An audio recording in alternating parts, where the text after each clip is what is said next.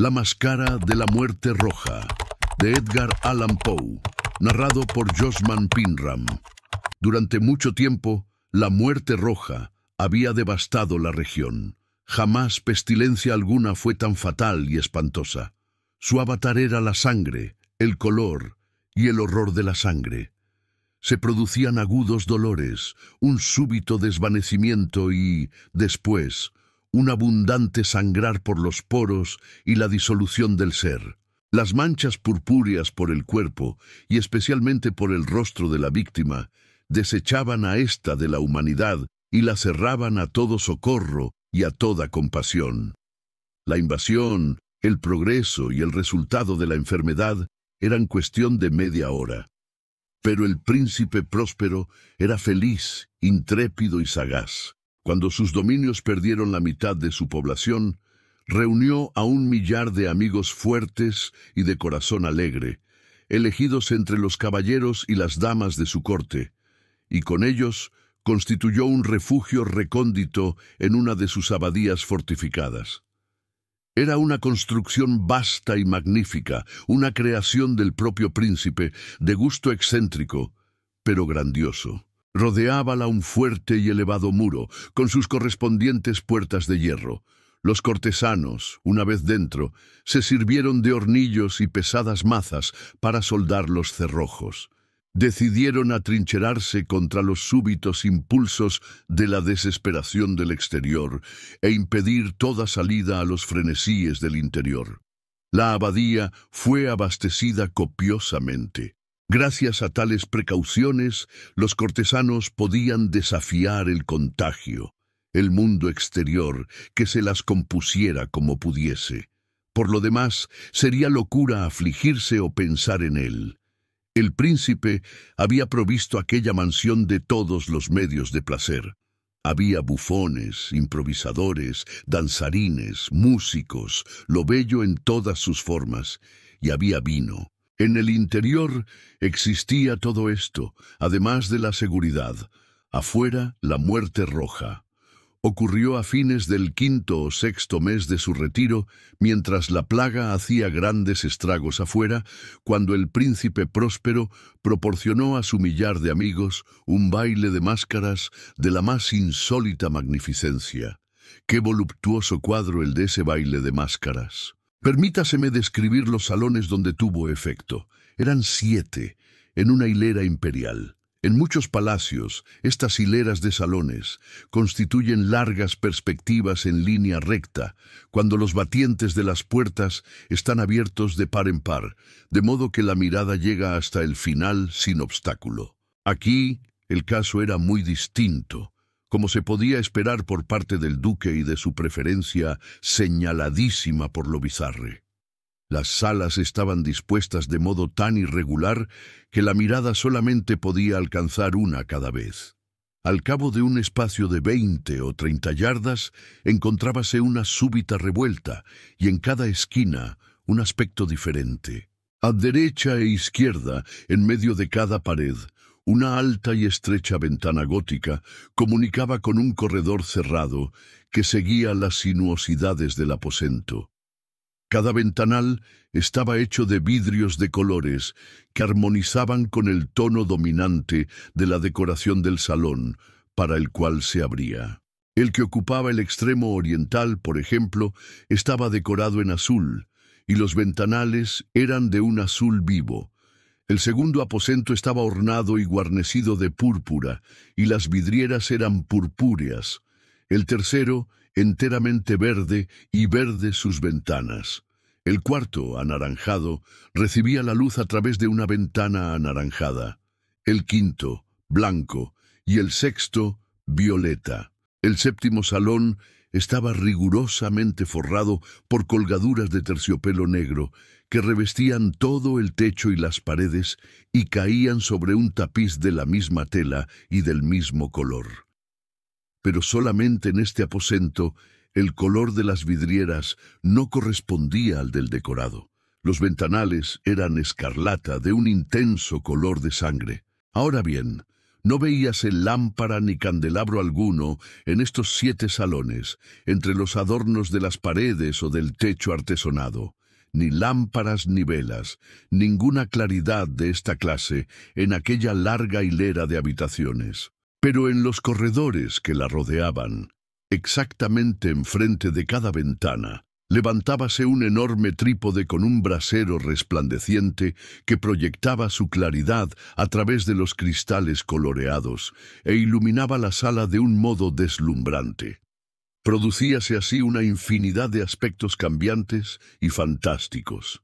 Pero en el salón de poniente, en la cámara negra, la claridad del brasero, que se reflejaba sobre las negras tapicerías a través de los cristales sangrientos, era terriblemente siniestra, y prestaba a las fisonomías de los imprudentes que penetraban en ella un aspecto tan extraño que muy pocos bailarines tenían valor para pisar su mágico recinto. También en este salón erguíase, apoyado contra el muro de poniente, un gigantesco reloj de ébano.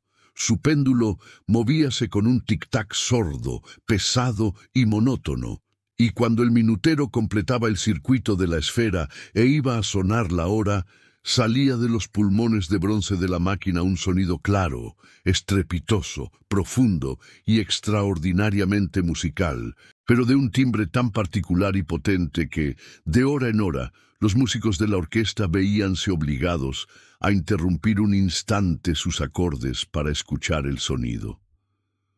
Los valsistas veíanse forzados a cesar en sus evoluciones. Una perturbación momentánea recorría toda aquella multitud, y mientras sonaban las campanas, notábase que los más vehementes palidecían, y los más sensatos pasábanse las manos por la frente, pareciendo sumirse en meditación o en un sueño febril. Pero una vez desaparecía por completo el eco, una ligera hilaridad circulaba por toda la reunión. Los músicos mirábanse entre sí y reíanse de sus nervios y de su locura, y jurábanse en voz baja unos a otros que la próxima vez que sonaran las campanadas no sentirían la misma impresión. Y luego, cuando después de la fuga de los 60 minutos, que comprenden los 3600 segundos de la hora desaparecida, cuando llegaba una nueva campanada del reloj fatal, se producía el mismo estremecimiento, el mismo escalofrío y el mismo sueño febril. Pero, a pesar de todo esto, la orgía continuaba alegre y magnífica. El gusto del duque era muy singular.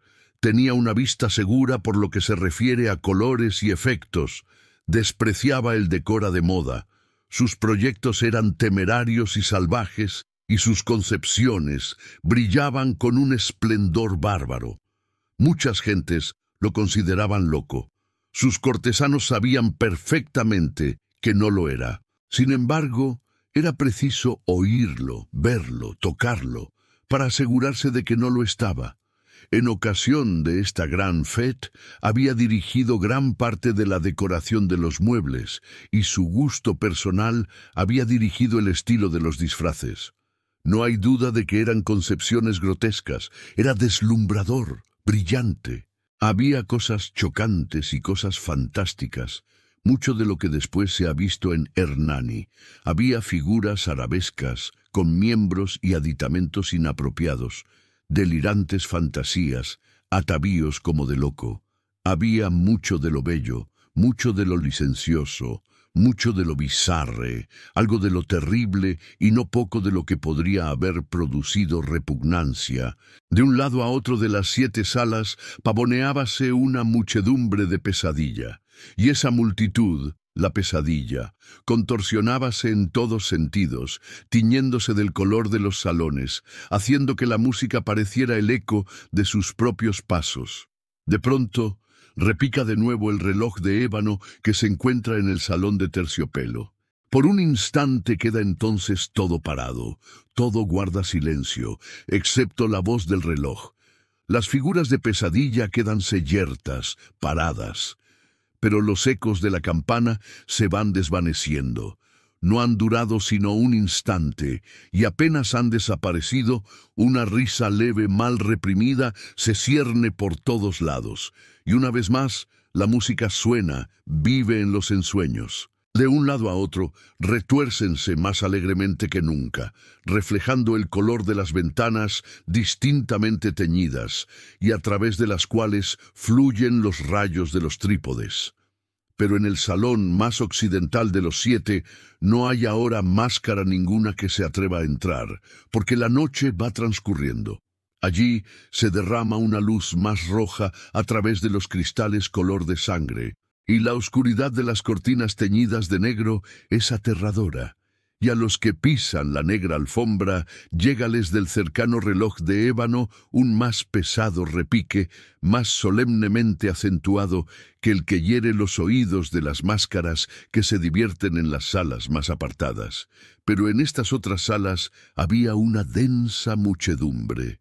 En ellas latía febrilmente el corazón de la vida. La fiesta llegaba a su pleno arrebato cuando, por último, sonaron los tañidos de medianoche en el reloj, y entonces la música cesó, como ya he dicho, y apaciguáronse las evoluciones de los danzarines.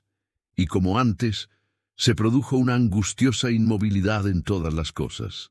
Pero el tañido del reloj había de reunir esta vez 12 campanadas. Por esto ocurrió tal vez que con el mayor tiempo se insinuó en las meditaciones de los pensativos, que se encontraban entre los que se divertían mayor cantidad de pensamientos. Y quizá por lo mismo, varias personas, entre aquella muchedumbre, antes que se hubiesen ahogado en el silencio los postreros ecos de la última campanada, habían tenido tiempo para darse cuenta de la presencia de una figura enmascarada que hasta entonces no había llamado la atención de nadie. Y al difundirse en un susurro el rumor de aquella nueva intrusión, se suscitó entre todos los concurrentes un cuchicheo o murmullo significativo de asombro y desaprobación. Y luego, finalmente, el terror, el pavor y el asco. En una reunión de fantasmas como la que he descrito, puede muy bien suponerse que ninguna aparición ordinaria hubiera provocado una sensación como aquella. A decir verdad, la libertad carnavalesca de aquella noche era casi ilimitada, pero el personaje en cuestión había superado la extravagancia de un Herodes y los límites complacientes, no obstante, de la moralidad equívoca e impuesta por el príncipe. En los corazones de los hombres más temerarios hay cuerdas que no se dejan tocar sin emoción. Hasta en los más depravados, en quienes la vida y la muerte son siempre motivo de juego, hay cosas con las que no se puede bromear. Toda la concurrencia pareció entonces sentir profundamente lo inadecuado del traje y de las maneras del desconocido. El personaje era alto y delgado y estaba envuelto en un sudario que lo cubría de la cabeza a los pies. La máscara que ocultaba su rostro representaba tan admirablemente la rígida fisonomía de un cadáver que hasta el más minucioso examen hubiese descubierto con dificultad el artificio. Y sin embargo, todos aquellos alegres locos hubieran soportado y tal vez aprobado aquella desagradable broma. Pero la máscara había llegado hasta el punto de adoptar el tipo de la muerte roja. Sus vestiduras estaban manchadas de sangre, y su ancha frente, así como sus demás facciones, se encontraban salpicadas con el horror escarlata. Cuando los ojos del príncipe Próspero se fijaron en aquella figura espectral, que con pausado y solemne movimiento, como para representar mejor su papel, pavoneábase de un lado a otro entre los que bailaban, se le vio en el primer momento conmoverse por un violento estremecimiento de terror y de asco, pero un segundo después su frente enrojeció de ira. «¿Quién se atreve?», preguntó con voz ronca a los cortesanos que se hallaban junto a él. «¿Quién se atreve a insultarnos con esta burla blasfema? Apoderaos de él y desenmascararse para que sepamos a quién hemos de ahorcar en nuestras almenas al salir el sol». Ocurría esto en el Salón del Este, o Cámara Azul, donde hallábase el príncipe Próspero al pronunciar estas palabras. Resonaron claras y potentes a través de los 7 salones, pues el príncipe era un hombre impetuoso y fuerte, y la música había cesado a un ademán de su mano. Ocurría esto en la cámara azul, donde hallábase el príncipe rodeado de un grupo de pálidos cortesanos. Al principio, mientras hablaba, hubo un ligero movimiento de avance de este grupo hacia el intruso, que en tal instante estuvo también al alcance de sus manos, y que ahora, con paso tranquilo y majestuoso, acercábase cada vez más al príncipe.